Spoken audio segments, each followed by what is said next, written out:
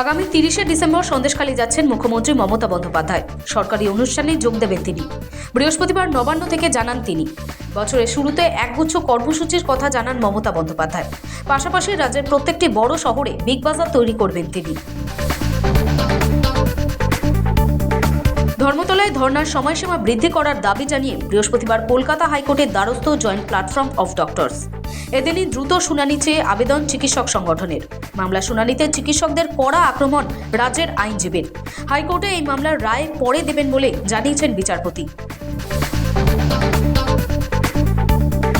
বৃহস্পতিবার নিয়োগ দুর্নীতি মামলায় ইডির বিশেষ আদালতে পার্থ চট্টোপাধ্যায় সহ অভিযুক্ত 54 জনের বিরুদ্ধে চার্জ গঠনের প্রক্রিয়া শুরু হলো।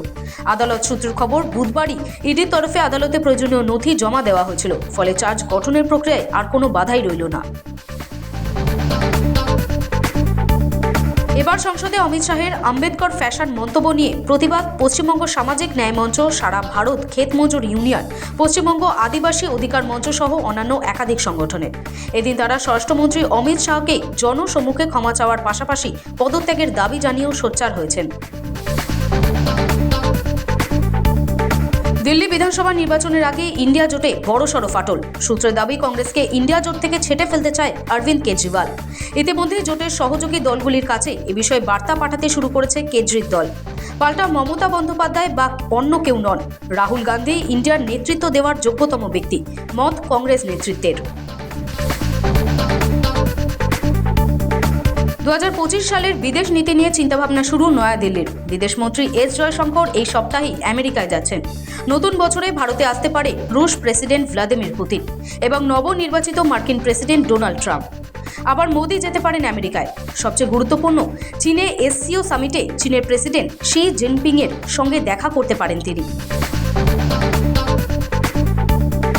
ভারতের বিকৃত মানচিত্র, তাও আবার দেশের স্বাধীনতা সংগ্রামের ঐতিহ্যবাহী কংগ্রেসের সর্বভারতীয় অধিবেশনে। বৃহস্পতিবার কর্ণাটকের বেলগাভিতে কংগ্রেসের বর্ধিত ওয়ার্কিং কমিটির দুদিনের বৈঠক শুরুর ঠিক আগেই এমনই অভিযোগ বিজেপির। ভারতের প্রথম ঝুলন্ত রেল ব্রিজে ট্রায়াল রান সফল। শীঘ্রই জম্মু কাশ্মীর ভারতীয় রেলপথে যুক্ত হয়ে যাবে। সম্প্রতি ট্রায়াল রানের ভিডিও সোশ্যাল মিডিয়ায় শেয়ার করেছেন কেন্দ্রীয় রেলমন্ত্রী অশ্বিনী বৈষ্ণব। তা দেখে উচ্ছ্বাসিত দেশের সাধারণ মানুষ।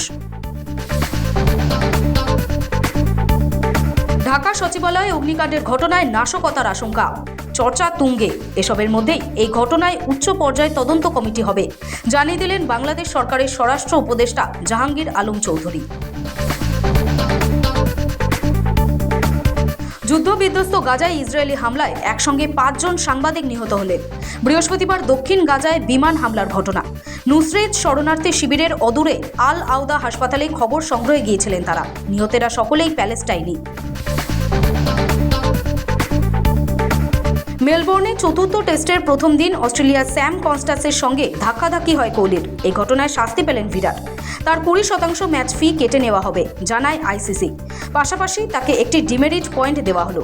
তবে শেষ ম্যাচ খেলতে কোনো বাধা নেই বিরাটের।